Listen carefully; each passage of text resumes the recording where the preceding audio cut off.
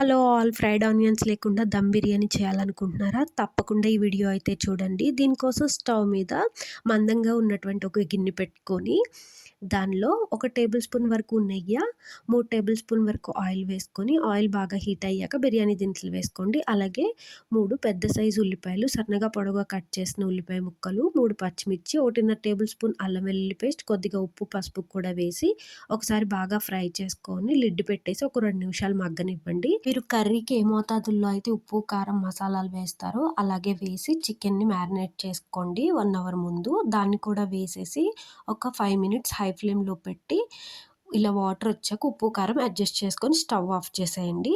Rice కోసం stove మీద వెడల్పాటి పాత్ర పెట్టుకొని నీళ్లు, బిర్యానీ దినుసులు, ఉప్పు, అల్లం వెల్లుల్లి పేస్ట్, నిమ్మకాయ, పుదీనా, కొత్తిమీర, రైస్ యాడ్ చేసేసి ఇక్కడ కొంచెం ఈ వాటర్ అనేది సాల్టీగా ఉండేటట్టు సాల్ట్‌ని అడ్జస్ట్ చేసుకోండి. అప్పుడే మీ బిర్యానీలో చప్పదనం అనేది ఉండదండి. అట్లాగే ఇట్లా కొంచెం పొంగు వచ్చాక స్టవ్ ఆఫ్ చేసేసుకొని ఈ రైస్‌ని చికెన్ ఉన్న గిన్నెలోకి లేయర్లుగా వేసుకోండి. మీరు ఇక్కడ గమనించినట్లయితే ఇందాక మనం ఆల్రెడీ చికెన్‌ని ఒక 5 నిమిషాలైతే కుక్ అవ్వనిచ్చామండి. అది కూడా మనం ఉప్పు, కారాలు అడ్జస్ట్ చేసుకోవటానికి. ఇలా రైస్ అంతా కూడా ఈవెన్‌గా స్ప్రెడ్ చేసుకున్నాక ముందుగా నానబెట్టుకున్నటువంటి కుంకుమ పువ్వు వాటర్ కూడా వేసుకొని, పుదీనా, కొత్తిమీర తరుగు కూడా వేసుకొని లిడ్ పెట్టేసి ఎక్కడ గాలి చొరబడకుండా మనమైతే ఈ గ్యాప్‌ని పేపర్‌తో క్లోజ్ చేసేసానండి నేనిక్కడ.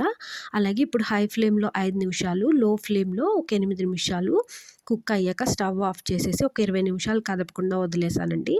ఇప్పుడు లిడ్ ఓపెన్ చేసి చూస్తే నాకు ఎంతో పర్ఫెక్ట్‌గా ఎక్కడ మాడు కూడా పట్టకుండా చక్కగా అయితే బిర్యానీ కుక్ అయిపోయిందండి.